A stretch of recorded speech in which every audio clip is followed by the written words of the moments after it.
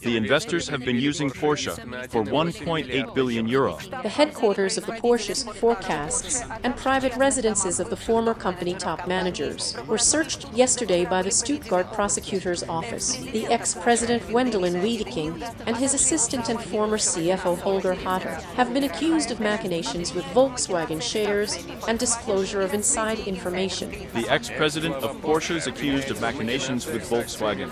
The headquarters of the Porsche sports cars and private residences of the former company top managers were searched yesterday by the Stuttgart's prosecutor's office. The Porsche CEO resides.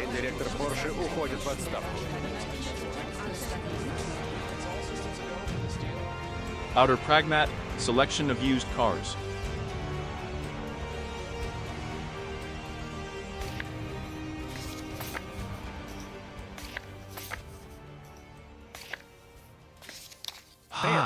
Here's the question. What's the car company beside cars themselves? Haven't you wondered? Well, it has employees, manufacturing, warehouses, counterparties to supplies, logistics, and so on and so forth. But what if I tell you to remember the stock market? The Tesla shares are in the highlight, how we had to buy them in 2017, and would be happy till the day we die. There are other shares. Who's in stock exchange? Honda, BMW, Daimler, Toyota, Ford, General Motors, Nissan, Fiat, Chrysler, or any other large car manufacturer. Well, what do you have in mind by hearing the word stock market?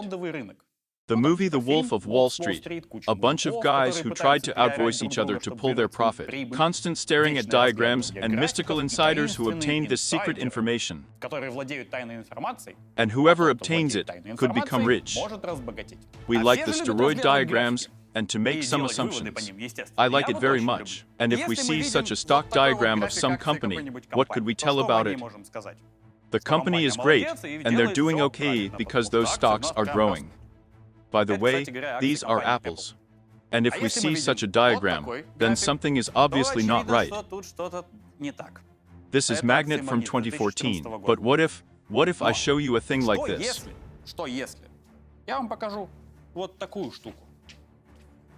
Now we have a bunch of questions. What the freaking hell is it? Well, that can't be real. And even if it is, that means a fortune was made here by someone and lost by others. And anyway, something interesting happened there. And do you know what is it? Let's diagram a Volkswagen stock value. And this dot is October 2008, and I have something to tell you.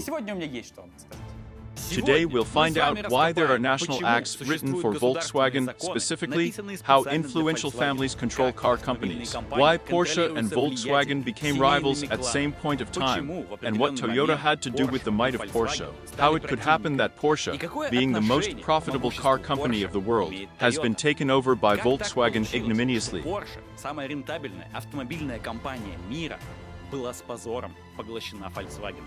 And who stands behind the most bold and dramatic event on the stock market among all the car companies.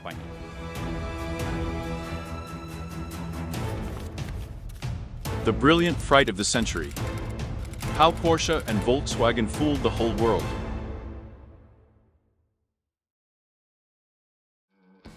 And we begin with another story.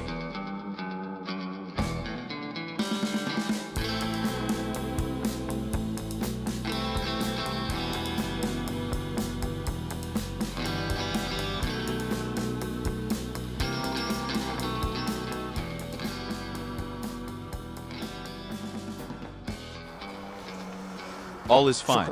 Right. We're pleased with the car. Just minor defects.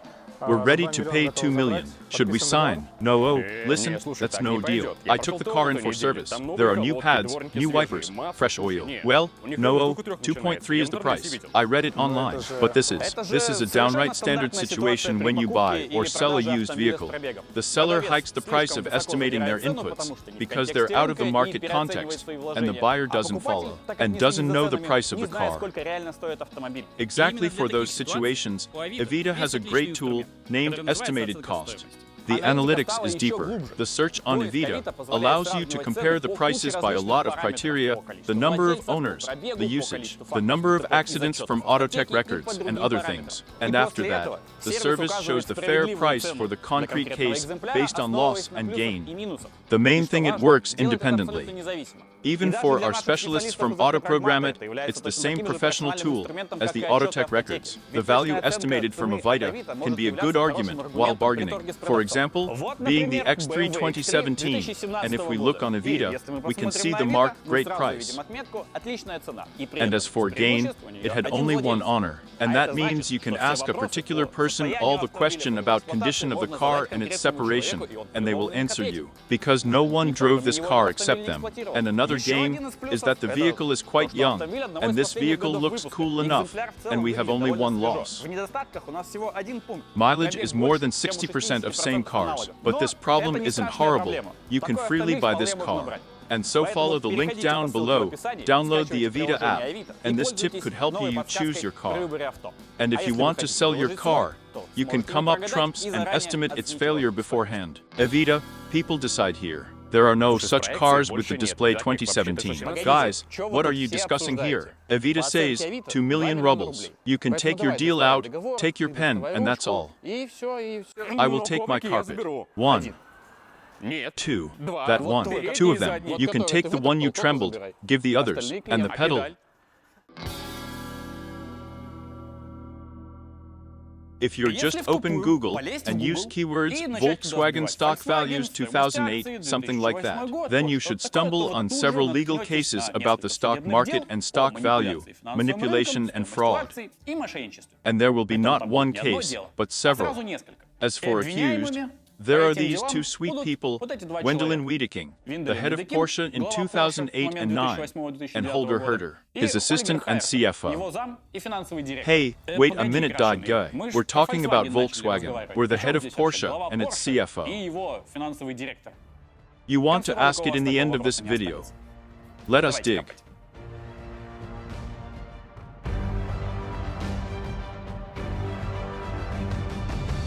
Chapter 1: The Golden Boy of Porsche. Well, from the start, the great and legendary Porsche were the consulting agency for design and engineering solutions for vehicle producing that was founded by this guy Ferdinand Porsche.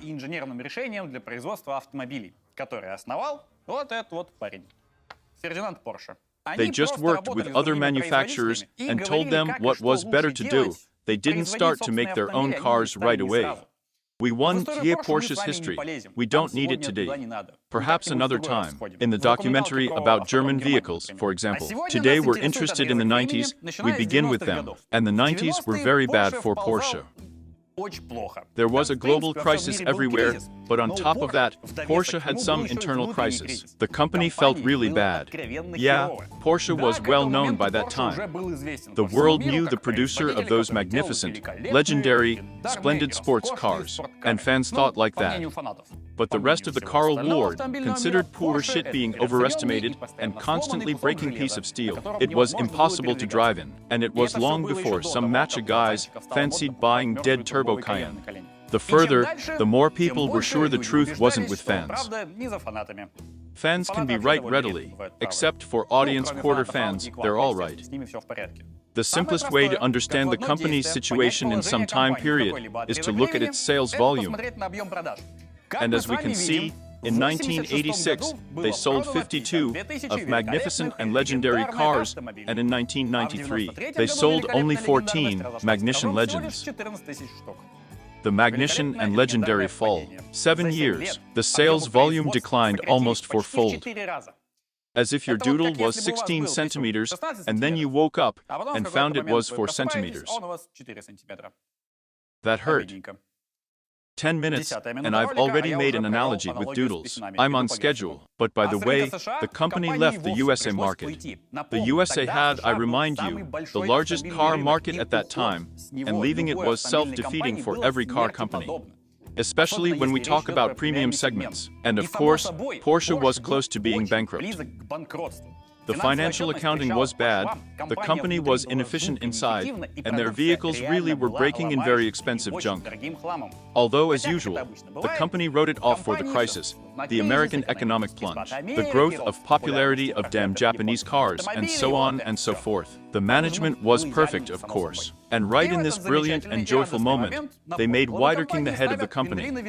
And this man had been working as production director. The task was clear, but God knows how accomplishable, to save the company from collapse. Before taking the post, Videcing insisted on one certain conduct clause: he would get 1% of Porsche's yearly income, if it would exist.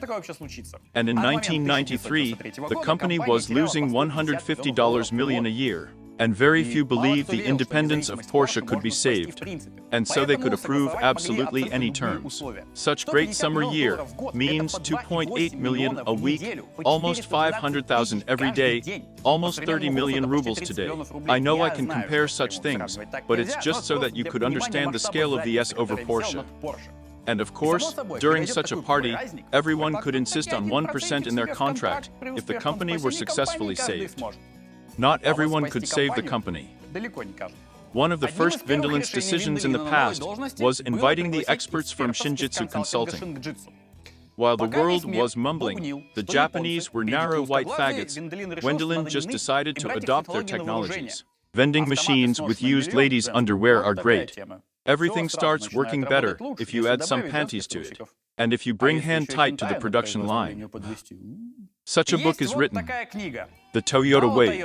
It's not hand-tied, don't worry. 14 Management Principles from the World's Greatest Manufacturer by Jeffrey Liker. The book describes the TPS to get a production system, how's working by them. If you're a manufacturer or a manager, I highly recommend to read it. It's boring for an average person, but very interesting for focused specialists. It's from my home. So, the TPS was invented by this man, Cayenne. The system was invented in the 50s and presents the essence of principles of lean management, the Kaizen concept, the Izudoka principles, and other rules Toyota implemented in manufacturing. Besides implementing those principles in Toyota, the creators had a mission to promote their system just all across the globe. In a manner of speaking, the official dealers of the DPS Kaizen and lean management were those fellows from the Shinjitsu Consulting. You could order them to come to your factory. They involved in all their processes, they made plans of remaking all and everything, and they helped to bring in those new procedures by the technologists. Videcing did that, and I think he borrowed a couple of in-time magazines from them, of course. And this is the official side of those dudes. It's fight up to fold by strictly speaking. They don't need it at all, because everyone who needs them knows about them anyway. And what doesn't affect the results isn't needed. That's right. And there is a proud Porsche logo in their official cases. After inspecting the Porsche factory, the founder of Shinjitsu, Yoshiki Iwata, mildly speaking, was surprised as the Japanese. Here is his quote. I was appalling. Where is the car factory? I asked myself. It looks like a mover's warehouse, and there were no workers, just apes clambering up and down shelves instead of them. And there is no racism at all. A Nation guy just said that pure-blood Aryans were apes. Then, guys buckled up and began to rebuild the company as it was. The process took 2 years and a lot of nerves to teach people to work in a different way, to organize the work with contractors and suppliers, and to remake absolutely every process. Remaking anything is always a drag, and it's more complicated than making from the start, especially when the company is large. But distinct changes were not slow in coming. Here, we have dried numbers from the original New York Times story about it. Everything becomes clear if you read it. Manufacturing area downsized by 32.8%, 640 square meters, turned to 430 second. The distance cars traveled on assembly line reduced by 73.8%. 416 meters turned to 108. Third, manufacturing flows per vehicle reduced by half. Inventory levels downsized by 81.2%, 8.49 large parts turned to 1.6. Manufacturing time reduced by 40%, 120 hours turned to 72. And the number of staff for producing reduced by 31%. Unions, what about it? By the way, making people work in a new way was one of the main tasks of Shinjitsu, because nobody there wanted to work efficiently. Revenues lost, we know nothing. Paydays on the 30s, we have gainings. Your expenses aren't right, that's all. That middle of the 90s was the time period when Porsche approached the car manufacturing scientifically. Daniel Jones, the professor of the Cardiff Business School, said the same article, that the traditional craftsmanship for which Germany became famous was filling and fitting parts so that they fit perfectly to each other. But that was wasted time. The parts should have been made right the first time. So the new craftsmanship is the craftsmanship of thinking up clever ways of making things simpler and easier to assemble. It's the craft of creating an uninterrupted flow of manufacturing. And really, the new manufacturing process, implemented with consultants by Toyota Technologies and Wendelin's decision, started to bring results very, very quickly. Porsche became a very efficient and precise company that was ready to show the rest of the world how it's done. How money should be made. But first, we'll make some money.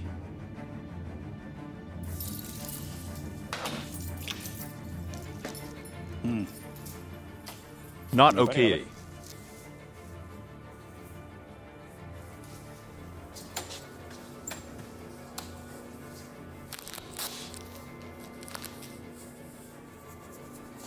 Now it's okay.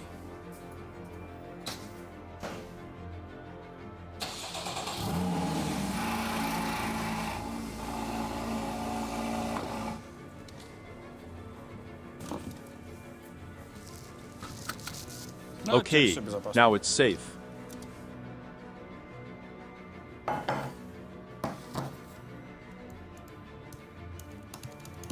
The right way to write scripts.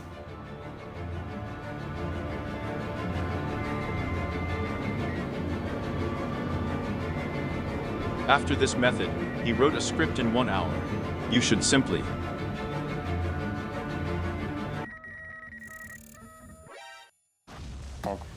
If you watched our video about car security systems carefully, then you remember how difficult the society accepted seat belts. And before they became mandatory, though it was an essential element, people had seen some problems. The same with hygiene. Only the lockdown and pandemic convinced people that hygiene is important and it's necessary to wash your hands, because some nasty things can be on them. And today we're living in a new digital reality, and the same wrecks work with our computers, gadgets, and every tech you use, so that your data, your money, your passwords could stay safe. You should think beforehand. Vast Premium Security is a complex antivirus that will keep you safe and comfortable online. It efficiently fights any kind of malwares. The most important is that it proves out with crash tests by independent labs. Don't you think that viruses and Trojans have left somewhere in 2008? There is a lot of various programs and sites that hunt down your data and try to steal your money. There's nothing funny about that. In this case, antivirus is just like a seatbelt. It doesn't bother, but it can save you when it's critical. Also, the antivirus can block phishing and false sites and protect your Wi-Fi connection, your webcam, and most importantly, your passwords and your card number saved in your browser. There are so many things saved in your browsers, guys. You should see that. I saw it, but you didn't. And of course, a Vast Premium Security can run with Windows, with Mac, and with Android. And of course, the download link is down below. Wipe your browser history. Chapter 2, Boxster, Cayenne, and Money. A hell lot of money. Yeah, of course. Producing old models more efficiently, that's good, but it won't let you rule the world. Obviously, Porsche needed new models. At that moment, Porsche's best seller, naturally, was the 911. When Gwendolyn took his post, there was 993 body on the line. Okay, the 4th generation. Fans consider it to be the worst body of the 911, and I agree this time. Just look at it. It looks as if trying to say please don't hurt me, like the whole Porsche Porsche back then. The fun thing was that this was still a car from 1964. Yeah, it was surely revoked, of course, and with other engines, but the difference between 993 body and the original 901 was the same, like VAS 10 was different from Priora. Oh, what awaits me in Porsche Club after such words, I don't know. Now we'll have to explain it and show the meaning of the world trolling. I'm excluded. Just know, I don't intend to badmouth the classical 911, they are splendid. I won't argue, I would like to buy dozen. But this Magnificence of 1964 was too hard to sell in 1995. They had to finish it. And so, be that as it may, they began to design a perfectly new vehicle, completely. They really wouldn't have to do anything with the former bodies. And they even designed not one particular vehicle, but the whole platform, naturally with all new principal support she got from working with Toyota. The main blasphemous move towards defense was that Wendelin decided to use the 911 platform for a small and cheap roadster. He stepped on the sacredness of the 911, and he stepped on testicles for the fence. And that devil gave up on the air cooling. Yeah, you got it just right. A 911 from the late 80s and early 90s, but with air cooling. Yeah. There wasn't great. Perhaps I can't understand why giving up the air cooling in favor of fluid coolish with a move against foundations and traditions. Although when Wendelin became the head, the process of this car's design went on, but of course, with introduction of Toyota's gizmos, Wendelin changed the process and the result very much. You can say that he was the hero of this occasion. In 1996, with how offense, these vehicles are the light. Porsche Boxster with its Party 1986. This was the first newly designed Porsche Roadster since 550 Spider from 1953. It was not so different from the future 911 in 996 body at all. The engine was inside the base, a little different mount, another engine, not so large, and a bit of differences in the body. Everything else was the same. These are the same cars by the platform, and even engines. They were different in volume and power. They were practically siblings. They were much cheaper in design, rather than being designed singularly. Of course, the flaming both heard of the fence provided for a couple of white nights in Stuttgart. But no one gave them. Fans could experience, but heard in every case, and no one pays any attention to them, of course. Remember BMW fans who saw BM 5 Series E60 for the first time? And what do they think about it now? The main thing for us, remember the sales diagram since 1986 till 1993. Let's go further. Since 1993 till 96, there was reorganization, but since 1997, new models began to work for the company. In 1997, Porsche's sales were almost twice as high as in 1996, and they began to grow very quickly. But there were only two cars in the product line, minus 911 and Boxster, and there was nothing else. The new 911 was better sellers than in former generation, and the Boxster kept up with it with its volume of sales. I repeat, no one gave a damn about opinion offense, but it wasn't enough. Concurrently, Videcing came to Volkswagen and said he wanted to create a car that could protect the company from uncontrolled jumps of the sports cars market. A car that everyone would always need. An off-roader that would be driving like nothing else in its class, that would be the real Porsche by its behavior. And so that 10 years later, some respectable men in pointy shoes could drive it to the market. Volkswagen was asked for help in financing his project and their production assist in Bratislava. In exchange, Volkswagen and Audi got chassis for their cars, designed by Porsche. That's a real fact. Porsche didn't make their chassis like no one else. The Volkswagen estimated figures thought a bit, said Jewel, and the design was on. By the way, Porsche and Volkswagen was independent from one another, and it wasn't necessary at the time to make a car together. Before Volkswagen, Porsche negotiated with Mercedes to participate in the mill production, but they didn't agree at that time. But imagine if Cayenne was also Mercedes, or the Caucasus man could have burst from excitement. The project was led by this guy, Klaus Gerhard Wolpert. More than 300 engineers took part in the design, and all of them were sitting in Porsche headquarters in Videcing. The ideal name for Cayenne designing Videcing. The name of the project was Place 71, and as we know today, this is a common platform of Volkswagen Touareg, Audi Q7, and Porsche Cayenne with 1955 body. Cayenne and Touareg have one base, and it's a bit stretched for Audi for free routes of seats.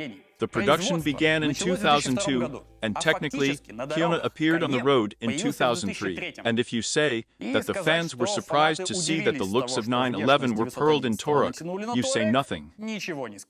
Even I, being in Novgorod in 2003, caught this moment, and one could hear around the globe Porsche found out somewhere in Germany. What is it, Barrymore? The Porsche fans howling on the Mars. How hideous the first Cayenne is, sir. They haven't seen Rolls-Royce from Davide. But despite the critics descended on Porsche and Videcing personally, Cayenne began to sell. People declared open season for it. Just in a year after the sales started in 2004, their volume would be the same as the sales of 911 and Boxster together. Actually, Viking released Cayenne in time. Besides that, he wanted to release a sales table model. He got into a boom of crossovers and off-roaders in the USA. In the early 21st century, the Americans went nuts for large family cars and brought everything they could find. And then, that trend also reached the rest of the world. For clarity, here is the picture of traffic in the 90s, and here is the current traffic. As you can see, there are much more crossovers, and Cayenne was the king of the party, and still remains it. Just look at the sales diagram, and in 2007, Porsche shipped for the first time will cross the mark of 100 cars sold a year. Yeah, in 2005, there was Cayenne, renewed Boxster in U911 in 997 body, but it doesn't matter. Since 2003 and up till now, the powerhouse of the sales and the main car that brings money to Porsche is Cayenne. For our perspective, we have to understand. Cayenne and Touareg since 2003 are built on Volkswagen factory in Bratislava. In 2005, they put Audi Q7 in there. The assembly line is organized, so it's not really important what are the options of your vehicle and what material the dashboard would be made of. Leather one like in Cayenne or usual one like in Touareg, whatever, the prime cost wouldn't really differ. And as at the real core, Touareg and Cayenne are one and the same technically speaking. The prime cost of a single car was practically the same, but the final price for the customer not. Even now, a new Touareg begins with 4.5 million, give or take, a Cayenne 7.5. They have different engines and specifications, but it doesn't matter. Those are in 66% of the price. As expected, the price of a Porsche always comes with the margin of a premium brand. It's hardly a surprise. The main thing was people were ready to pay such a sum. And do you remember the financial state of Porsche when Videcing came to them? You, my little smart cookies, remember that the company was losing $150 million a year. That was crappy. And right now, let us all look at these united diagrams of sales and EBIT rate. EBIT is not what you think right now. That's not a Russian cast word. Don't faint, I'll explain it. Even if you don't understand the term, you can see here that something began to increase by Porsche. And even to get ahead, the sales volume. Very painfully speaking, well, it was Porsche's margin. The EBIT rate means all the earnings before interest and taxes. And investors love that rate inspecting the company's business. Roughly said, it means for our situation that per unit of their products, Porsche began to make more money. And if you look at 2002, where the EBIT rate is approximately 17%, the heads of AFOS can catch a heart attack right now because it's a very high rate for serial vehicle production. Well, for example, today BMW is one of the most high lucrative world concerns. It's a bit as 9.5 or 10% a year. Let us speak more clear. In 1993, the amount of business was $1.7 billion, and then, dead loss, $150 million. As you can see, the EBIT rate was negative, and in 2005, the amount of business was $10.3 billion. And the net profit of the company was $1.9 billion. Well, that's not just a lot of money, that's just hell of a lot of money. Another $1 billion on top. In the middle of the 2000s, Porsche becomes the most profitable car company in the world. No car manufacturer even gains so much with every invested dollar in with one produced vehicle. And of course, such sums of profits made, the heads of Porsche got a bit loco. Here's the video where Videcing speaks before the head management of Porsche in a golden cage, symbolizing the chicken with golden axe. By the way, do you remember the line in Videcing's contract with 1% of clean profit? No one cancelled it. In 2005 only, Porsche paid their main employee $20 million. He gained $1.5 million per month. And at the same time, he became the most highly paid top manager in car industry. As of today, of course, we know people who gained more, but in the 2000s, no one gained so much money in car industry. But they had to move on. Like Videcing said greeting the Cayenne, we should think of future. What would happen with the company in 2005 minus 2010? What will happen next? Yet again, this is my job because the company should grow. If the company doesn't evolve, it won't survive. And I think if you go around in circles, it means the beginning of the end. And yeah, there was a problem because every company should see for some years to come, and for dozens of years is better. And don't you forget who we're dealing with, because we are dealing with the man who turned in 9 years the bankrupt company to the most lucrative company in the car world. They wanted a new leap. They wanted to go to space again. And in 2003, after the Cayenne launch, as if they were cocaine, they had an idea.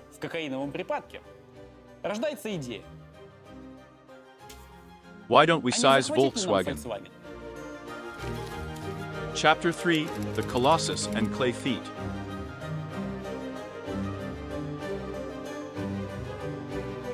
On the one hand, this idea was insane, but then it was very clear and logical.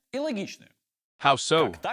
Like that. But first, let us handle with the clearer thing. Why is this idea completely nuts? Well, not fair to sneak. Comparing companies is enough, and you realize everything.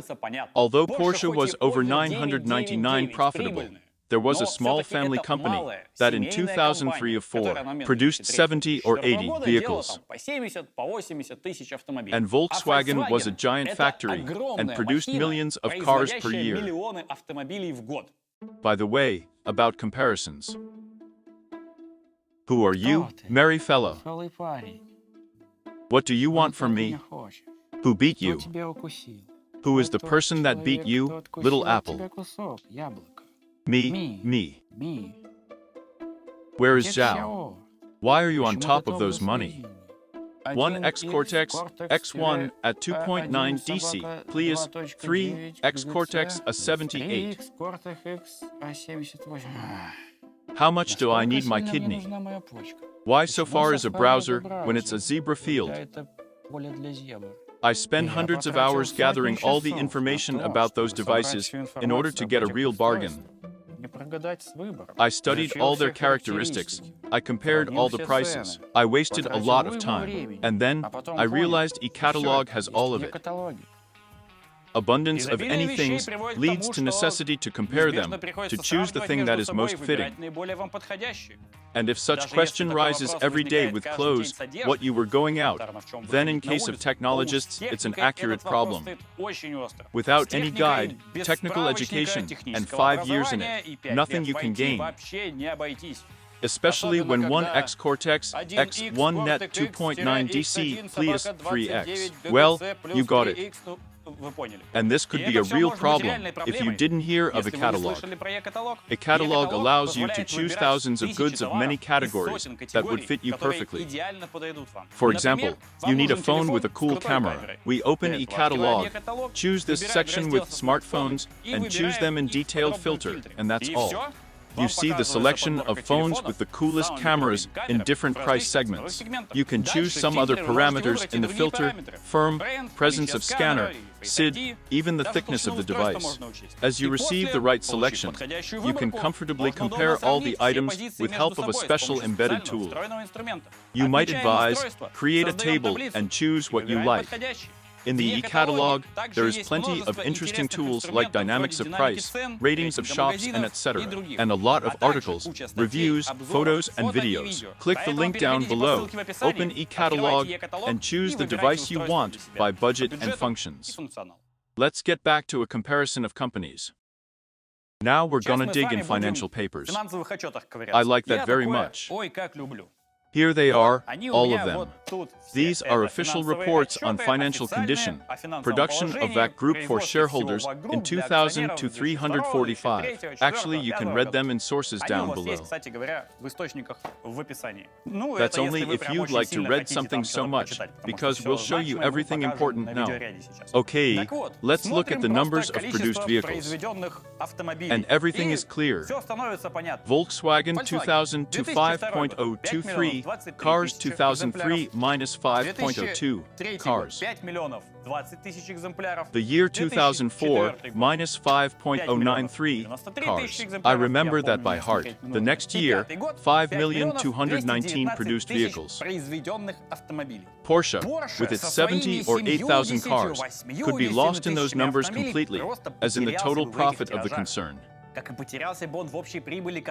Again, the eyes read, the mind is here, not there.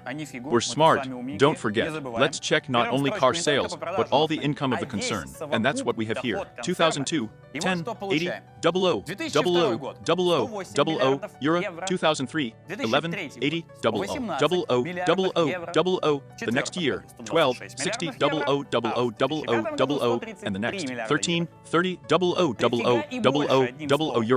That's a shit a lot of money. I remind you, in the year 2005, Porsche made $10.3 billion, and it was a bit less than 9 billion euro, either by money or actually by the production volume, number of factories and assets poor. She was parlor than Volkswagen. And so this was insane. But only at first sight. You should look more careful. The key is also in net profit. If we read Porsche's financial report, then in their net profit, we can actually see 2,000 to 565 million, then 690, 779, and 1,393 million, the net profit. And Volkswagen 2002, 2,597 million, the next year, 1,003 million, then 697 million. In 2005, 1,120 million euro. Once more, if you don't get it, Porsche making a couple of dozen thousands of their niche vehicles in 2004 minus 5 was earning more than the whole giant Volkswagen empire combined together in the same years. Yeah. And you look at that and think, well, what now is screwed? Yes, it is. If you make only 697 million euro when your amount of business is 12, 50, 00, it's just preposterous. Even in 2005, the sum of the net profit was twice as large, but still, with such amount of business, it was just off Videcing. All in all, Volkswagen was a huge, self-indulgent, inefficient, hulking German swine. And because of low financial results and poor relations of Volkswagen with financial community, company stocks were cheap. And all the company was cheap. Something like $17 billion. At that time, it was 13 billion euro. And that is strange as it sounds, pocket change. You take it from your pocket and buy it. I'd like to make a proportion, so you can realize the numbers and everything will be clear. Imagine someone comes to you and says, listen, here's the business. For 1 million rebels, its yearly amount is 10,200,000 and the net profit is 86,000. Would you buy it? Who hell knows? It's too little net profit for invested 1 million rebels. And if this company has on its balance different assets for 10 million rebels, and you could get them whole for 1 million, and you get access to all financial streams. Should you take it then? Of course you should take it. It's practically free. And so Volkswagen was such a perfect bait for any person who had in their pocket extra 13 billion euro, and some people to have them. Fancy.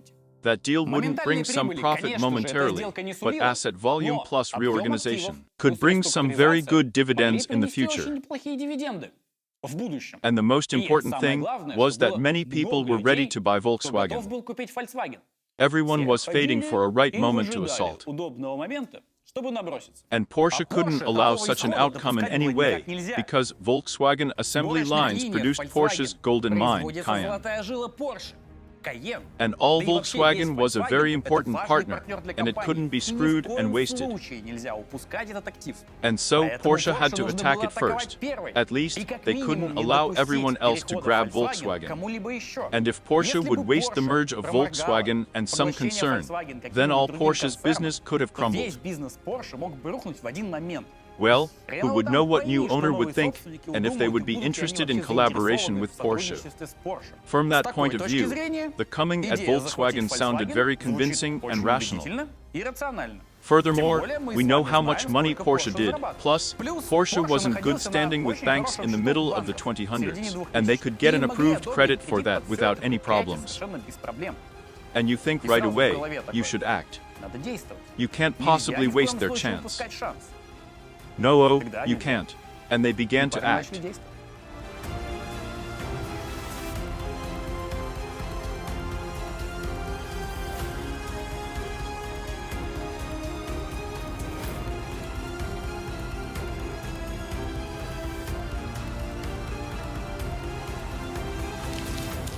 Chapter 4, Videcing starts to act okay.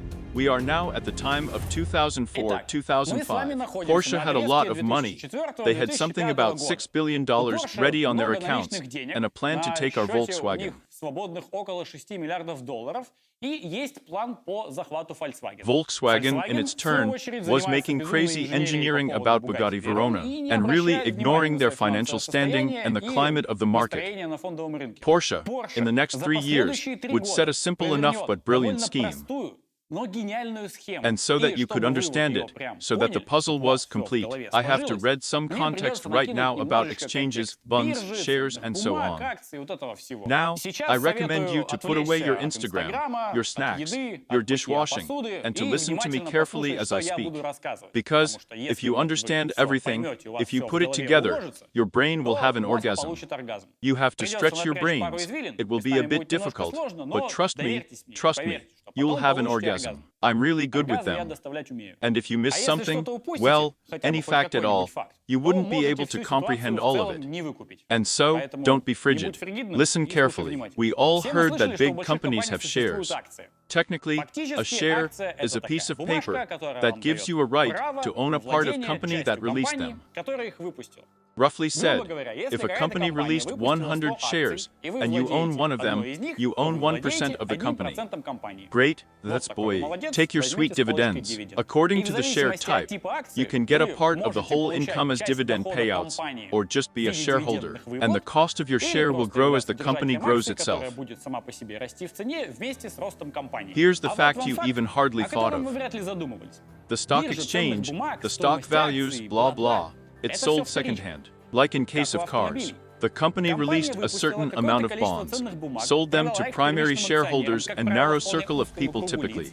And then resales begin with wandering from hand to hand off papers with run. Today here is the fancy world of Poe. This is the initial public offering of bonds by the same company. All the rest operations is just some people reselling papers from hand to hand, most commonly by initial offer on IPO. The company thinks of some stock value by itself that it wants to gain from their release, or some agents who help the company with IPO say you can count approximately on such costs. Final costs. As it is with vehicles, the company launches a vehicle and says about how much money it wants for it.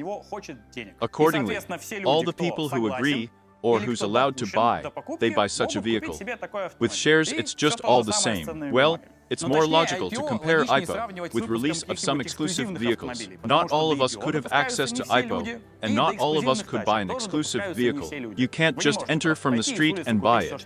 And next, the cost depends on the secondary market and the public opinion about the car. If the car is valued by people, it wouldn't recede in time. And some rare or, for example, exclusive cars even grow in price. The stock market is the same story. The value of the company depends not only on financial reports, but on relations and people's trust in a certain company. That's exactly why some companies could be overrated or underrated. The company's stocks are being resold through the market here and there, and according to the strength of their belief into the company, how they believe in its high potential future, that amount of money they're ready to pay for its shares. That's why Tesla's shares cost horrible money. Here, I have Tesla's financial reports, and here I prepared. According to all reports, it shouldn't cost so much, but people believe it to have a future, and they're ready to buy each other's shares for $500 or $800 apiece, I don't know. Although according to all the data, they should cost less. Because of that, some pompous news headline could plumb the stock value. Elon Musk smoked a joint at Joe Rogan's podcast, and everybody was like, oh my god, is it an addict or what? How can he run a company with prognosis? What will happen with it in general? Blah blah blah blah. And at the same day, stock value plummeted. And the value plumbs because people begins to sell shares hastily. Because of the mismatch of larger supply with demand, the value falls down. And that's because it's the case like on the secondary car market. The stock market doesn't have any regulator that could fix the price. The price is regulated by the market. What people believe, in some certain mass, that will be the price. What for I'm telling you all of this? That's for. Porsche needed to act smoothly like hell. Well, if some dude sniffed out the real plans of Porsche and made them public, hell if they knew the possibly reaction of the market was. Hell if they knew the change of the share values of wagon Porsche. Hell if they knew what the computers could have done and so on. And it's unlikely something good would happen to Porsche, rather the opposite, and they had to keep their traps shut. And so, they began to act in stages, quietly.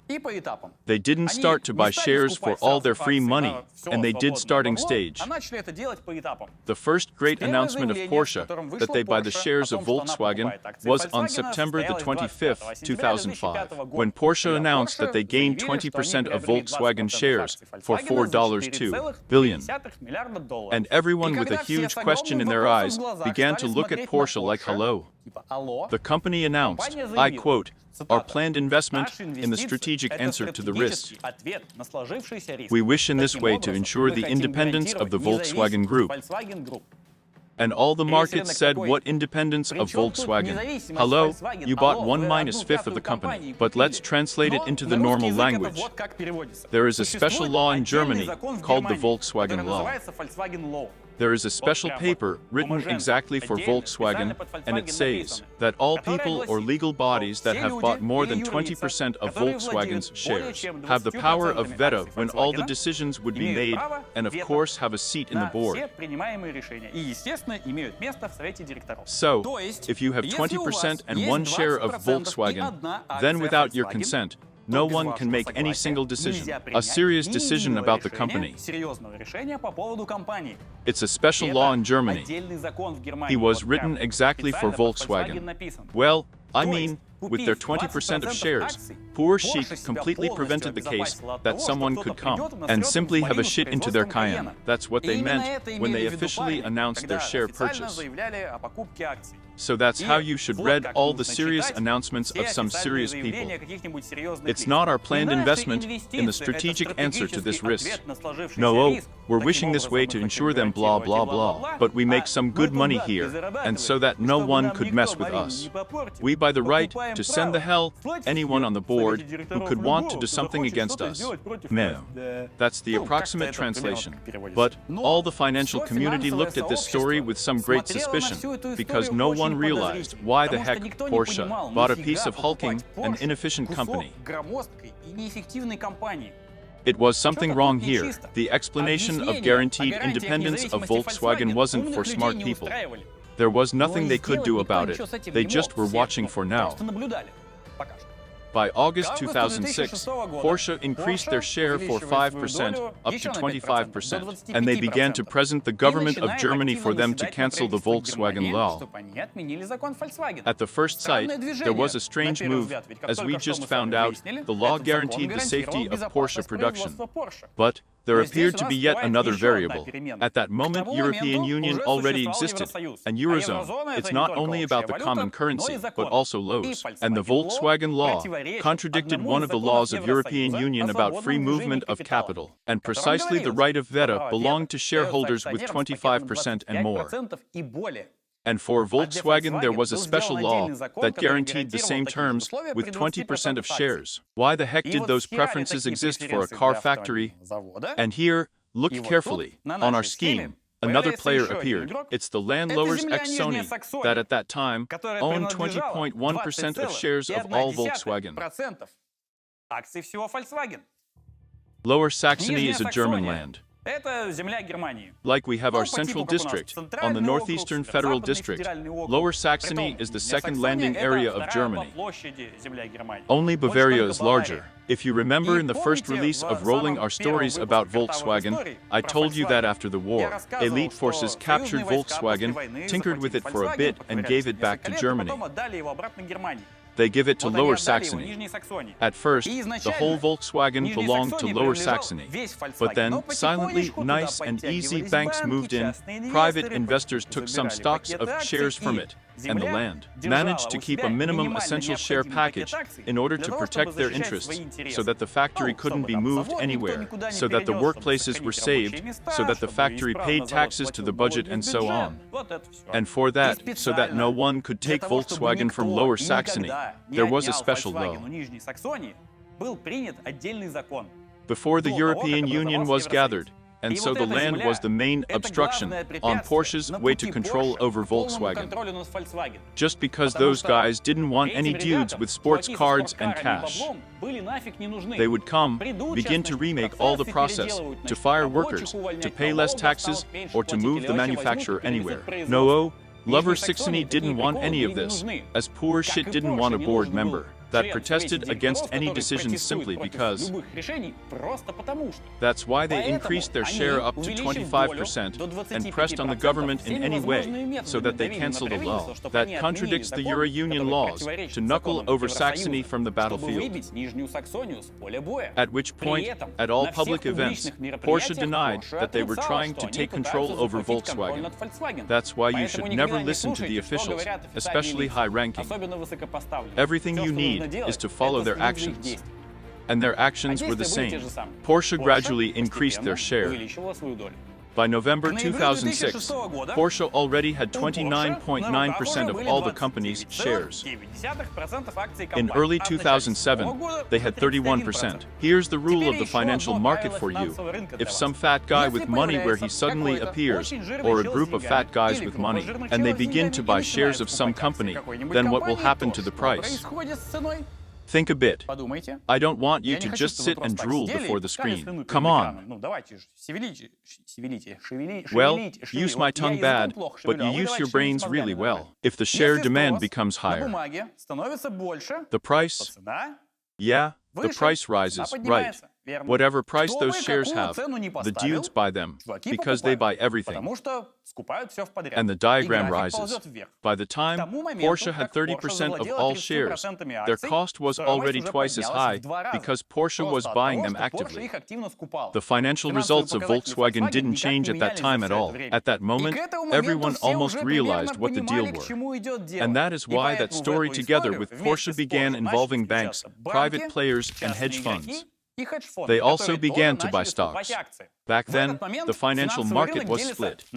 One half of it believed that Volkswagen shares would grow further because they trusted Porsche to continue to buy them. This half, represented by banks and hedge funds, were also buying shares nice and easy to sell them after with profit and make some money. And the second half thought shares to be overrated because fundamentally Volkswagen was inefficient and low margin. The Volkswagen law wasn't forced, Porsche was still struggling, and that meant Porsche couldn't take the company under their control. And the moment they stopped buying shares, the price would have fallen. As soon as Porsche would quit that aggressive buying, as soon as that brutal demand for bonds would fall, the price would have fallen it down. Of course, financial magazines released a bunch of articles saying that Volkswagen was overrated and the fall was imminent. The situation was following in 2007. A bit more than a third of shares was in the hands of Porsche. Banks and hedge funds had about the same amount. 1/3, 20%, was in Lower Saxony, and the rest was out in free circulation. I know this is already difficult, but pay attention. I believe in you. Let us add another variable. It's always the case when people think that some company is overrated and it's condemned to crumble, so-called bears appeared on the market. Those guys make their money of declining an exchange rate. How does it work? I'll tell in simple terms. Let's suppose you have a Yandex share, and it costs now something around 1,000 rubles. I am so smart as I believe. I trust the company is overrated and has to fall down soon. Or perhaps I know of some sort of inside scandal or some info that should appear soon and affect asset prices. I don't know. My logic doesn't matter. The important thing is I think that prices have to decline. And the main thing is I want to earn a bit. I come to you and say, hey fella, could you lend me your Yandex share? If you need it, you just say so, I'll give it back in a flash. You give me that share, and I sell it immediately for 1,000 rubles for its price in the moment, and I wait. On the next day, shares actually losing value, and now their price is 900 rubles. I buy it back, return it to you, and then I have 100 rubles on the net profit. My apps to you are closed, no one owes anyone anything. I have money, and that's called short selling, or bear speculation, or operating for a fall. But it's okay and great if the price would really fall. If suddenly, after I sold this share, it would rise up by 100 rubles, and you will demand what I owe you, then I'm in trouble. I can't give you 1,000 bags because I borrowed a share and I must give the share back. And it costs already 1,100, and so I have to buy it by the price that it costs and give it back, while losing extra 100. I hope it's clear what I've told you. Not if it's clear. Good job. And so, those bears who make their money of declining in exchange of different bonds of shares wanted to come up to the Volkswagen situation and began quickly to lend shares. As everyone thought that was an ideal case, there was 2008 unprecedented financial crisis, a giant economic ass. Super. Perfect timing. Everyone thought they would make money off the fall. Every financial magazine printed articles that Volkswagen shares should crumble soon. The excitement of buying a Volkswagen share short was enormous. By October 2008, total 12.8% of all the Volkswagen shares were involved in short sellings. That is, the total of all the debt obligations of the bears before the market was the number of 12.8% of total amount amount of Volkswagen shares. That's it. The usual ratio of the shares in short sellings before the fall of overrated companies is about 4 or 5%. Everyone was just waiting that Volkswagen shares would plummet soon. And now here we have a climax. The fall was awaited by the market. Banks, hedge funds, private investors, everyone. And as soon as Porsche would make an announcement that they stopped buying all those bonds and shares, the price would plummet down at once. And Porsche called a press conference and, seeing the widened eyes of the public, announced that they already own 42.6% of the whole number of Volkswagen shares and place options for another 31%. An option isn't really a share. It's like an intent to buy it. And Porsche could effectuate the event and really buy those shares when they went on sale, or they couldn't. But placing those options told them all that Porsche had money to do it. They wouldn't be allowed to do so without it, and as soon as the necessary amount of shares appeared, they would take it at once. And that was the first press conference when Porsche officially announced that they intended to gain the whole power over Volkswagen. And there were no reasons not to trust Porsche, because everything they did before that was just buying those shares. And at that moment, absolutely everyone who was selling short began to soak ropes, load guns, and seek the schedule of arriving trains. I'll explain why. Here's what the situation was all about. Porsche owned 42.6% of shares, and they planned to buy another 31.5%. Lower Saxonia had 20, a bit more. It turned out that if Porsche made its options, then in free circulation there would be 6% of shares, and short sellers had debts for 13%. Shares wouldn't be enough for everyone. And of course, neither Porsche nor Lower Saxony wouldn't sell their shares. And the short sellers had a very large part of those borrowed shares that they lent from Porsche. And now pay attention. Porsche were happy to lend shares to short sellers. They were aware they controlled the situation. Turned out the part of short sellers really borrowed shares from Porsche, sold them on the market also to Porsche, because they were buying everything. Those shares didn't move, not really, but the short salary now had a debt obligation before Porsche. And now those guys had to repay the debt and buy the shares to return them to Porsche. And they could buy them from Porsche. Because there weren't enough shares in free circulation, and that meant that Porsche could change any cost for the shares, demand to return their debts, and short sellers had to buy them. And as soon everyone got it, there was hysteria. Everybody ran to buy some shares as soon as possible. The loss didn't matter. The most important thing was to clean the debt. Unless the shares were physically not enough, the price went into space. On the first day after Porsche's announcement about their intention to take over Volkswagen, $200 per share turned to $5. The next day, their value rose to $1,000 for one share. At that moment, Volkswagen for one day became the most expensive company of the world, being ahead of ExxonMobil, that cost $343 billion. Volkswagen Therapy cost $370 billion. In one day, the stock value and the company cost jumped to 82%. But the assembly line was working as before, and nothing changed from the point of production process. Workers didn't suspect that their neighbors, financial experts, were jumping out of the windows so much for financial markets. During the jump, Porsche threw 5% of shares on the market so that fellas could pay their debt obligations. And they made billions of dollars of that. The shares that had been bought long ago for $100 were now selling for $1 per one share. And all that was happening only because of Porsche announced that they were ready to assault Volkswagen. Data isn't precise, but by different estimates, Porsche at that moment gained either $10 or $13 billion.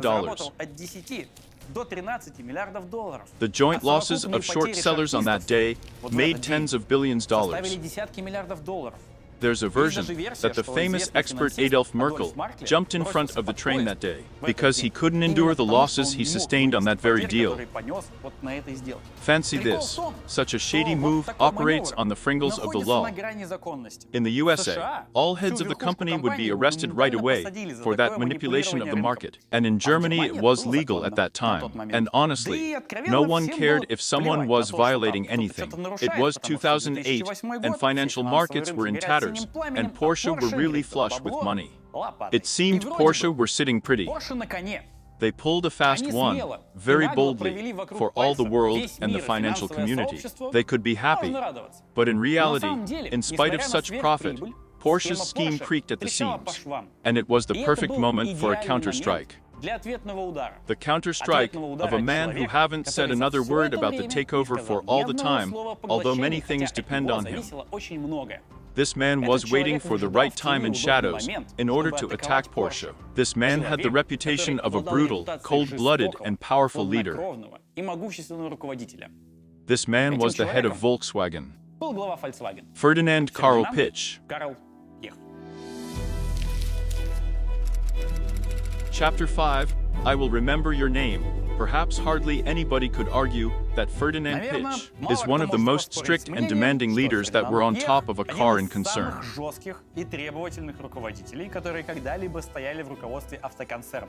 Even the word brutal could fit the description of this man. But despite that, Ferdinand is a great person of the car world, and I'd like to begin with the list of his accomplishments. Behold, in the Volkswagen concern, Pierre began his career in Audi department in 1975 as the head of the Department of Advanced Developments. Audi was an average small brand despite its colossal accomplishments in the 30s. The name of the brand was Out Union, and it was one of the leading sport brands of Germany and of the whole world. And by the 70s, it belonged to the flag and released unremarkable cars that were nowhere near being competitors with giants like Mercedes or BMW. Piëch was a talented engineer, and engineering supremacy was something he relied on, because the case with Audi couldn't have been fixed only by marketing. And under Pierre, the decision had been made about implementing the all-wheel drive for passenger models that were called Quattro, and the original race car Audi Quattro, its quintuplex engine that destroyed its rivals in the rail, if it was also Piëch's project.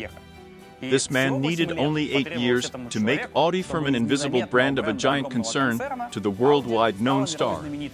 But, as we realize from the context of this video, just wins and races don't fill the belly. You need right financial and manufacturing policy. What Videcing did in the 2000s with Common Platform for Porsche 911 and Boxster, Pierre did with Audi in the 80s. Combining models 1890, 100, 200s with one platform, and by that, he reduced expenses for production and design of those models. And he invested additional profit into new technologies of zinc coating of the body, aerodynamics and other things that made his model only better. For example, they are a coefficient of frontal resistance on Audi 100 from the year 1982 was the same as the one of second-generation Kia seat. Huge square sedans from the 80s and modern hatchbacks from the 10s. 30 years apart, and aerodynamics is the same 0.36, and in the 80s, there was so sky-high for every large setting of that time. And such accomplishments made Ferdinand Piëch the only man who could be given that monumental, huge task to save Volkswagen from bankruptcy. A few chapters ago, we were joking that financial results of BOG in the 2000s were just 1.2 billion euros. Such little profit. Oh, that sucks. But as I've always said, you should see numbers and dynamics. If we look at the numbers, at the moment when Ferdinand Piëch became the head of Volkswagen in 1933, here is the report. The hair on your ass will bristle. Per year, Volkswagen had been losing €1 billion, not some $150 million that Porsche lost in the 90s. €1 billion. At the time when Ferdinand took the helm, WAG had 3 months before going bankrupt. Fancy that. Someone comes up to you right now and says, My good sir. Good morning. Not for you. Okay, here's a big company with some factories and several tens of thousands of workers. They have families. You must keep their workplaces intact. There are unions and mayor of Lower Saxonia. Without them, you can't make any decision. But that's okay. You'll handle it later. The main thing is that facility loses €1 billion a year. That's about 3 million a day. As we speak, the company flashed to 100 to the toilet. So this is a thorn in your sight. That's it. Handle it. You have 90 days to complete the task. Well, good luck. I'm going for a beer. Well, I shoot myself. Perhaps still during that talk. But yeah, he didn't even lose his hair after all. The only model of government that can turn the situation to another direction very soon and make people work for the result with self-denial is dictatorship or army ways that differs not so much. Pierre became a dictator, a very successful dictator. On the very first day, he fired all inefficient managers and heads of the departments. Also, 8 of 12 production sites were just stopped, and only the most efficient were left. As soon as Ferdinand took his post, he brought to the Volkswagen a very well narrowly known manager, José Ignacio Lopez, one of Guillem's top managers who worked with reducing expenses and didn't let Guillem to sink during the fuel crisis in the 70s. As soon as unions tried to open their mouth to say they didn't agree, Ferdinand closed it with a punch. But, to do Pierre justice, he didn't follow the path of mass firing. He reduced workdays and salary by 20%. Technically, he ordered a 4-day week. And Pierre wasn't too soft ever. Not one leader of large auto conglomerates fired their management in such amount as Pierre. If someone tried to debate decisions somehow on a meeting, or I said they wouldn't agree with anything, there was only one answer. I will remember your name. It's a quote. No kidding. The main thing is that it worked. Ferdinand Pierre saved Volkswagen from bankruptcy with his iron fist. As soon as the company fell its legs, he continued his war with expenses with much more zeal. And his first engineering offsprings within the new strategy were Peaky 34 and Place 45, MCB for Golf for family like Bora, Beetle, Octavia, A3, Sad Leon, and so on.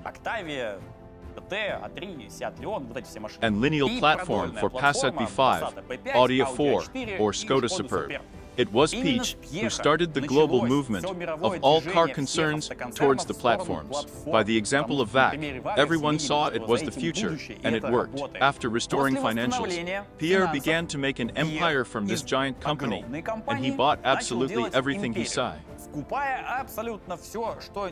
Here's the report of 2002, and here we are: Skoda, Bentley, Bugatti, Lamborghini, and before 2012, there were MAN, Scania, and everything else in Volkswagen, and it was Peak who added all of them to the company. And if you don't know, since 1998 till 2002, VAC produced Rolls-Royce. They bought the manufacturing license together with Bentley. And why should we buy one brand instead of two? Why not? BMW bought in manufacturing rights from VAC in 2002 only. In 1994, Ferdinand created a special department, Volkswagen Financial Service. Actually, there's a bank inside the Volkswagen company, and at the moment of that period in 2008, there are 5 people working there. The aggregate amount of assets of his enterprise was $60 billion. Veyron, Phaeton, Bentley Continental. Those are all PX projects. A2 was also made by Pierre, Beach, and the speed record of the Civic, with 490 kilometers per hour, also belongs to Pierre's creation, Bugatti Chiron Supersport. By the way, it was recorded on the Volkswagen track in Lower Saxony, that was also given to the company under Pieg. By the way, during the designing of the first Veyron, if some engineer didn't make his assigned task in time, so he was just fired and that's it. You shouldn't really mess up with this guy. Well, such character was sitting on the other side of the barricade, opposite of these two joyful guys. And when this whole fiesta with Porsche and Shears happened, that cruel and strict Volkswagen dictator was sitting quietly, as if he didn't notice anything. Well, everyone thought that. For several years, when Porsche tried to gain control over Volkswagen, Pig didn't say any word. But, be as it may, he understood just everything, waiting for the right moment to turn the tables in one move in his favor. The moment appeared in 2008. Chapter 6, Flight Back. The thing was that Porsche brought shares on credit, the first ranch in 4.2 billion euro. For the first 20% of shares was completed by Porsche by their ready money, and everything else was bought just for borrowed resources.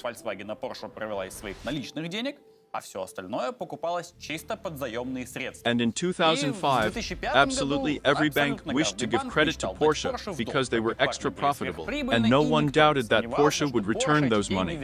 But by 2008, Porsche's debt in total amounted $11.9 billion. And that was not enough to repay the debt. They had to pay percents, by the way.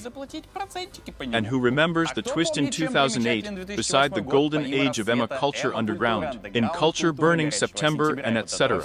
That's right, the global financial crisis. The global banking industry was seriously shaken, and several large banks were bankrupt. And all these situations on the capital market ruined Porsche's play very much. No one hurried to give credit to Porsche.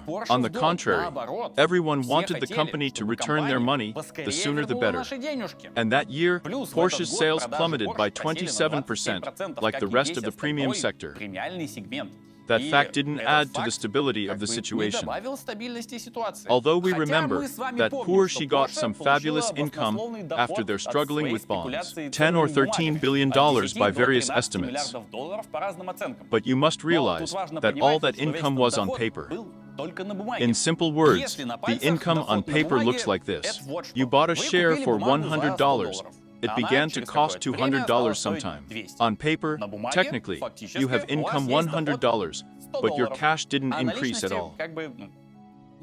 But when you have only one share, you transform it to cash, and that's not a problem. Sell it, that's it. What about 1,000 shares? You can't just sell everything. It's no way. As soon as you begin selling, box selling, throwing shares into the market, the price would plummet, and in the end, those shares would cost nothing. And that is why you are sitting pleased with your life on the pile of those shares, and nothing you can do with it at all. Plus, in addition to that, she used all their free, ready money and all the resources to buy bonds and to increase their share in Volkswagen. They made their pair catch to be already at 50.8% of the whole amount of back shares. And all these combined made Porsche just bend over backwards. We remember that Porsche was extra profitable before the crisis. Yeah, but they had relatively few free sources. Technically, debts and credits amounted to 2 yearly turnovers of the company. Not net profit, but yearly turnovers. The point being that you have the income from increased assets price only by paper. Shares cost more, yeah, but you can sell them because your asset price would fall right away. And income taxes from black marketing, Porsche gained, and also percents, they should pay it all in cash. And even if these shares could have been sold without the downside, they couldn't do it anyway to gain cash, because selling those shares meant throwing away all the results of the merge. They had to pay but got no money. Sounds like Capit. In total, Porsche owned to 15 banks, and this faux holder hired her. Tried every trick to reorganize their debt and get another loan to cover credit percents, and buy some time until the crisis passed. But the banks waited and didn't give consent. It didn't pay for them. They were stalling to squeeze a higher call rate out of Porsche because banks were in total control and there was no retreat for Porsche. And if one bank only demanded to return the debt right away, Porsche could turn bankrupt because they had no money. One day, before the settlement of debt, the panic-striking Cepho-holder character managed to convince the banks to give them extra loans. And in doing that, he had to hide the real situation. He constantly diminished Porsche's real depth and overstated Porsche's real income. Yeah, it's illegal. But when the company needed some saving, the SFO had nothing to do but to cheat, yeah. Nevertheless, the loan he managed to get from the banks back then amounted to $11.2 billion that covered Porsche's current problems. Yes, but there was a term to return for $4 billion in half a year, as we can see in the report, where she's total revenue during those business years, with minus €3.5 billion or minus $4.6 billion. In a half a year, it's impossible to find $4 billion. The only way to safety Videcing and hire so was cancelling of the Volkswagen law and removal of Lower Saxony from the board. If the law was cancelled and Saxony lost the right of veto, then Porsche, as the only shareholder with more than 20%, could have done anything with the company. And Volkswagen had $12 billion on reserve accounts for a rainy day. And Porsche could have done anything with that money and would solve all their problems just like that. But despite the pressure, the government didn't cancel this law. They were just sitting, waiting, watching the situation. The government rejected Porsche's request to financial help to postpone their payments just a little. Technically, Porsche were in a tight corner and at the brink of devastation. Everyone knew that, and Porsche's financial reputation was just ruined. There was a lot of articles that Porsche bit more than they could swallow. And Pierre had been waiting for that moment. Pierre got up from his imperial chair and began to criticize loudly Videcing for incapable leadership. He said that Videcing was responsible, that he just brought Porsche into the hole, and the main thing is that PX said that Videcing should be brought into account. He made the first of such announcements on presentation of the new Volkswagen Apollo, and at the same time, he said that Porsche would get Volkswagen's money with limits. At that moment, Porsche still was the main Volkswagen shareholder. They should have been receiving dividend payout, but Bayek decided to slow them down because it was gainful for him. Plus, he realized that the only way to save Porsche was their ready money from vague accounts. Without his permission, they wouldn't get it. And when Porsche's board was agonizing and begging banks to give them more money and to postpone payments, Pierre drank his coffee. He participated in those meetings and knew he had all the trump cards in his sleeve. He removed all solution approaches in any way possible to remain the only one who could help. Yes, Holger Harder bought a bit of time and convinced banks to wait a little, but it didn't solve the main problem, because Porsche had no money. Pierre simply waited till Porsche was in the dead end for real, without moves, and he said, "Okay, ye suckers, look here how it's done. I have a war chest right here with my pocket money, just 12 billion euros. You don't have my company's controlling interests, you guys. Mayor of Saxony is my pal, so I don't care what you think and what you really want. Well, okay, what will happen? First, this boy with mustache has to F off and got riddance. His lapdog should be it, right? Here's €1 billion for starters, just buy yourself some diapers. And I'll handle this with banks. You have no options. You will do what I say because I'm in charge here." And they ate that. In a while, Pierre gave his personal financial guarantee that he would deal with Porsche's debts and convinced all the banks to have patience, to wait and not to sue them, not to bankrupt the company. That's nothing, you'll survive. And everyone agreed, because Pierre was sitting on a giant bag with money, and you shouldn't disagree with this guy. He'll sprank you. Therefore, after taking €1 billion from Volkswagen, Porsche owed them a debt. In 2009, is directed by Piquet. Videcing and Hyder were on the retired list. Look how happy they are. And of course, all the world wrote about that. With that act, PX showed that even if they were smart enough to save the company from the crisis, getting big was out of their league. Only Daddy had actual balls here. Of course, not everyone in the Volkswagen board supported the decision to give money to Porsche. But try to say Pierre in the face that you don't agree with him, you will right away. But of course, Pierre gave the money not out of godness of his heart. What was he doing during the time after he saved Volkswagen from the crisis? He was buying car brands. And the same destiny awaited Porsche. Porsche's board tried to do something, to squirm out somehow, to fuss with something, but that was it. The hunters' Jews were already closing, and any tried to free themselves looked like convulsions. Their depths were so really great that Porsche had the only one choice, either to sink down or to give up to WAG. In the fall 2009, Volkswagen bought Porsche's car business for $11.3 billion together with their debts. The deal was being prepared for a year, and the emerging process stretched a bit, but that didn't matter. The main thing was already done. Piak added Porsche to his empire, although just a year ago, Porsche believed that could swallow the giant. Technically, Porsche bit more than they could swallow. And you might think the end of the story. Porsche lost. Goodbye. Videcing's ambitious ideas didn't work, and ended up with merchant and loss of independence. But do you really think that Samhire was able to do such things with the company upon his own initiative? Don't you forget that Viking was a hired employee. Yeah, talented, yeah, well paid, but he wasn't the owner.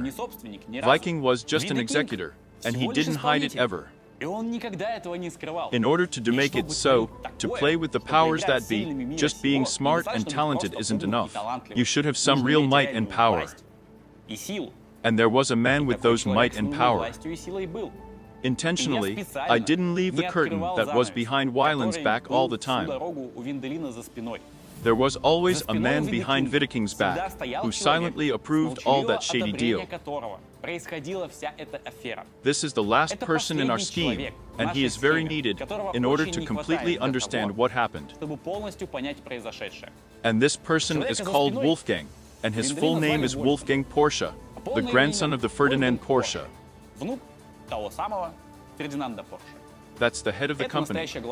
And Wolfgang Porsche was well acquainted with Ferdinand. Ferdinand Peach, that is, long before the situation with merger. There were cousins. Chapter 7, Family Conflict for Billions of Dollars. Dr. Wolfgang Porsche, the head of Porsche's Supervisory Council, and the most influential person in the company. And at the same time, he is the son of Ferry Porsche, a founder of Porsche Company, and in his turn, he is a son of Ferdinand Porsche. With those simple calculations, we realized that Wolfgang Porsche is Ferdinand's grandson. Ferdinand Porsche had two children, and the first was Ferdinand Anton Ernest Porsche. To not mistake him for his father, they called him Ferry, and the second of them was a daughter, Louise Porsche. And when she married, she took for her husband's family name Pierre. And Ferdinand P. is Louis's son, a grandson of Ferdinand Porsche, just like Wolfgang, who really is his cousin. Together they are a family. Porsche and Pierre clans are one of the richest and most influential clans in Germany at this time. The Volkswagen Beetle is Ferdinand Porsche's offspring. He gained his rights to design his car. And after the war, when Volkswagen began mass production, of course, paying no regards to the rights of its creator would be not so fair. Because of that, the Porsche family gained license fees from every produced vehicle. Plus, they got exclusive rights for realization of all the cars in Austria, and plus, they were allowed to use Volkswagen machinery for their sports cars Ferry Porsche began to produce. Since the Beetle is the most popular vehicle of our planet, those license fees made the family quite wealthy and influential. There always was a strict rule: control over the family business had to remain in the family. On the one hand, that was an advantage. Everyone benefited from negotiations with each other, and no one would take business away. On the other hand, not all family members were fond of cars. Sometimes in the Supervisory Council, council, there were doctors or lawyers, or just people really incompetent in a vehicle business. But Wolfgang Porsche and Ferdinand Pierre had a passion for vehicles, and their fate was to take the leadership of the company at some time. If not for Inuits, Porsche and Pierre branches were constantly in conflict with each other. But that conflict entered the accurate phrase during the third generation. Originally, Wolfgang and Pierre both had equal shares in Porsche, by right of heritage, 10%. But first, everyone thought that Ferdinand Pierre would be the head of Porsche, because being just a student, he proved himself to be a brilliant engineer. His graduation work, in Institute of Technology of Zurich, was the engine for F1 race car. And at once, right after his graduation, Ferdinand held the post of the Stowe in Porsche, under his uncle Ferry Porsche. At that moment, Porsche was a small family company that was not really well known outside Europe, and the 911 already existed back then and was being sold in the US. But Porsche was nearly not so famous and praised at some Alfa Romeo, Ferrari, or some similar brands. To catch up with competitors, they needed some loud victory or some announcement for all the world so that everyone talked about Porsche. But the family was careful and didn't rush into action.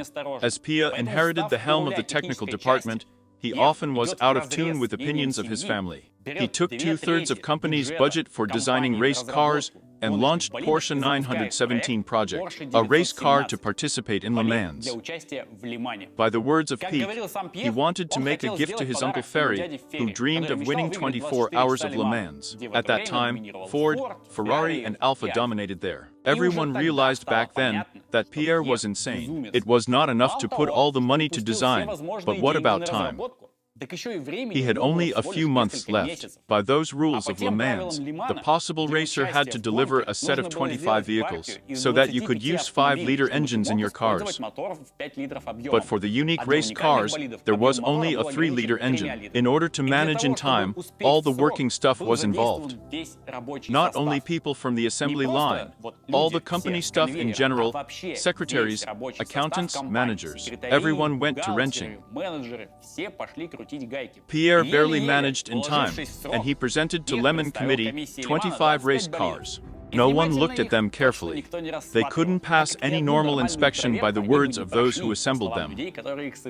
In some cars, axis pins were from trucks, because Porsche didn't have normal ones at that time. But anyway, in 1969, Pierre put his race car to race, and at first it was good. 917s were in 2 first places after the qualification. But Porsche failed the race itself, because the pilot John Wolf crashed on the first circle, and everyone else didn't make it to the finish line. They just broke on their way. By words of Dick Atwood, one of those pilots, and I quote, "I was quite happy when it broke, even though I was a leader with 6 circles margin." By the way, there was just 1.5 hours for Edward to finish. There was clean time. He was an unconditional leader, so imagine how scared he was out there when a professional pilot, who goes for Le Mans victory for his whole life, was happy that his car broke, and he finally could end this madness. The thing was, race cars were out of control. They were very fast and uncontrollable. That's why the pilot never knew what his car would do the next moment. And they just flew down the track and prayed. Aerodynamics was the problem, and lack of testing of the vehicles before that Ferry race. After the ride in 1869, engineers noticed after one race that on the vehicle sail there were no insects, mosquitoes, flies, anything like that. They were only on the face, and that meant that there was no air pressure to the back part of the car. They corrected the errors, worked on the technical part on safety and aerodynamics by expanding the tail. And in 1970, Porsche raced once more and won almost everything. After 10 rides, the 917 Porsche took second place to Ferrari only in one of them. And in 1971, nobody could even catch up with it. They made a new record of the track on top of all of that. After 20 years of losers and Le Mans, Porsche became an undisputed leader, and the brand gained global fame. The 917 is a legendary car. Some speed records made on these cars survived for decades. Just fancy the characteristics for the year 1970. 800 kilos weight, 12-cylinder opposed engine with 580 HP, air cooling, and maximum speed 360 kilometers h. That's a furious shit the world was talking about. But that couldn't save Ferdinand Peach. Although he bought Porsche to win to global fame, no one liked his reckless dictate among the family. They were happy with wins, yeah, but the perspective to jig to the tune of some crazy engineer for their whole life wasn't so fascinating. It wasn't enough that relations between branches Porsche peak were always a bit heightened. In 1972, Ferdinand fooled the flame a little bit. By the year 1972, Ferdinand was already married with 4 kids, and perhaps he got bored. He decided to have an affair with Marlene Porsche, the wife of his cousin, on the Porsche branch, Gerhard Porsche. He believed it was perfect. I've really nothing to lose. I'm not loved by my kin. I can screw with someone there. On the family dinner. Listen, the dude screws your sister. Actually, my sister is your mom. Well, such a family we're. Go making out. In the end, family but heart was great, a scandal plus some dawdling, and the family council decreed that no one from the Peak branch will participate in the management of the company. And then, Porsche took all the 100% of voting shares. The Peak remains with usual shares. I mean, they were like who called executives. You can watch, but you can decide. And they meant for Ferdinand that he needed to search for a new job. And Gerhard Porsche, whose wife Pig dragged into his lair, was really brother to Wolfgang Porsche. And of course, that one didn't approve such acts. And it's only natural. Wolfgang was among those men who wished the Pig family to have nothing to deal with the company leadership. So in 1973, they finally got it, and Pierre was kicked away from Porsche. For some time, Pierre was working as Mercedes consultant, designing the 5-cylinder diesel engine OM16, and then came to Audi in 1975. What about the further history of Ferdinand's progress in Volkswagen? We know it already, and Wolfgang was a direct opposite to Ferdinand. He wasn't so loud and pushy. He was a calm man with a cunning spark in his eyes. He worked with Porsche all his life, quite calm, growing and developing his business. Of course, he never showed his accomplishments to the public. He never made loud announcements. He doesn't even have his own page in Wikipedia. That's a shame. Officially, throughout all that period of time, Wolfgang didn't have any official past in the company till 2007. He was just hanging around there. But all the employees, starting from workers on assembly lines, still head managers, called him the symbol of Porsche. Even the official side of our dealers has this phrase. The same article said he's been just having an impact. Not charging, having an impact. And that is Wolfgang's exact pattern. Officially, he entered the Observatory Council in 1978, although before that he certainly had some power, at least at the moment when Pig was kicked out. An active manifesting of his impact began in the late 80s already. He was the first of the family who realized that their holding on traditions and foundations was self-defeating, and they needed to change something.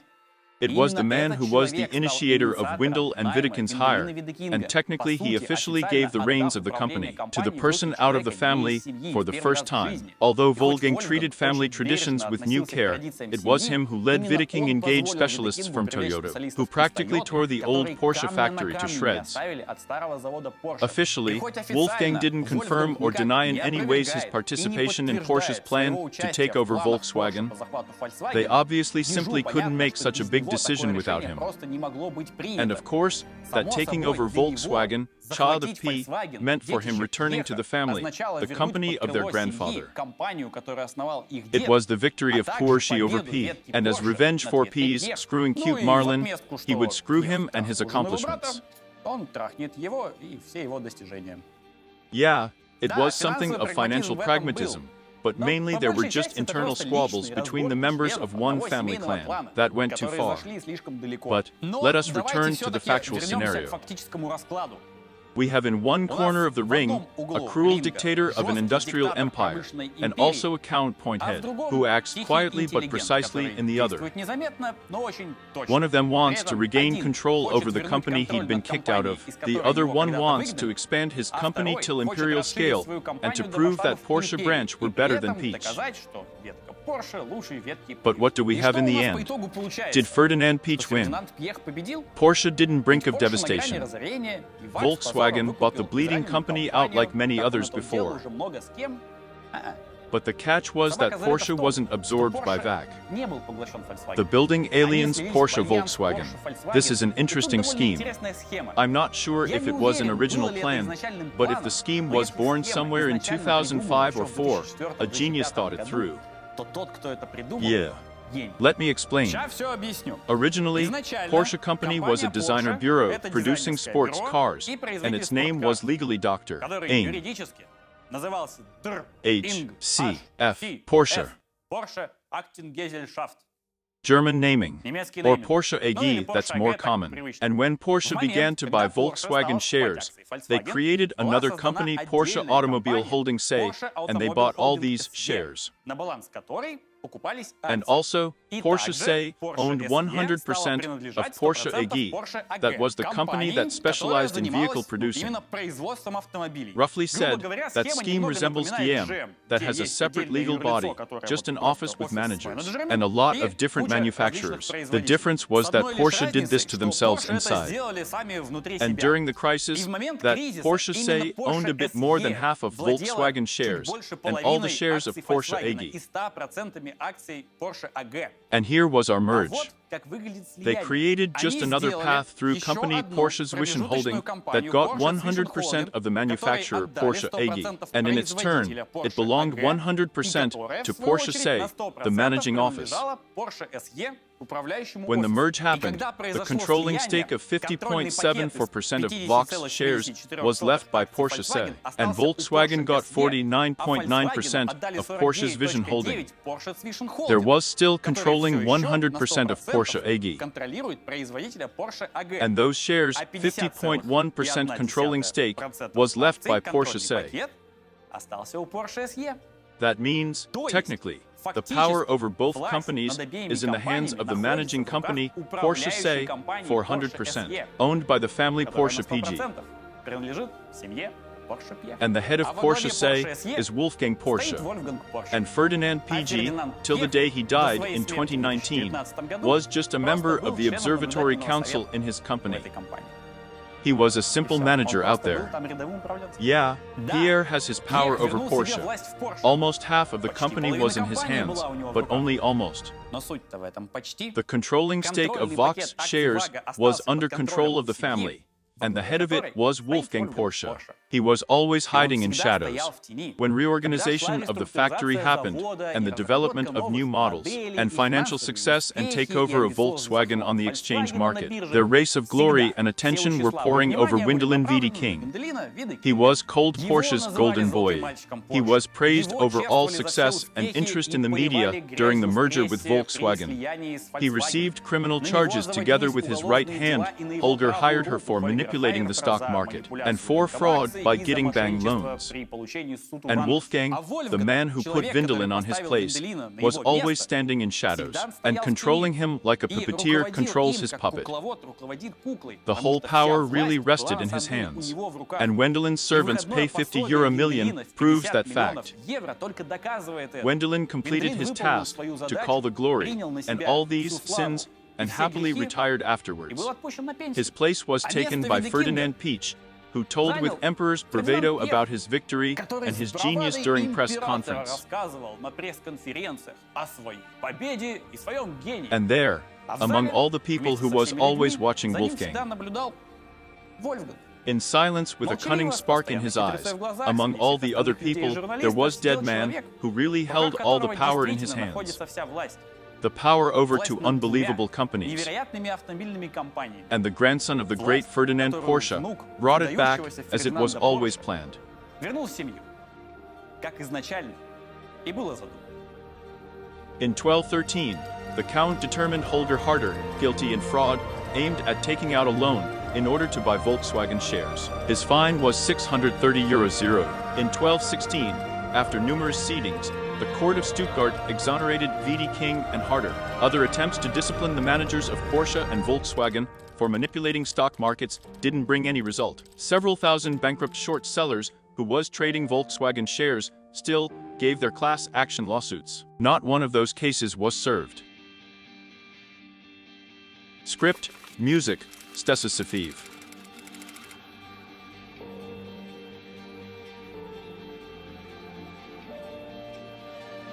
Director, editor Daniel Gudkov. Cinematography, title design Igor Zorin.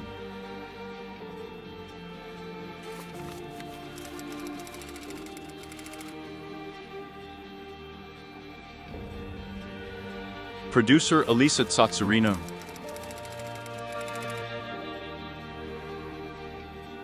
Commercial producer Sergei Simeonev.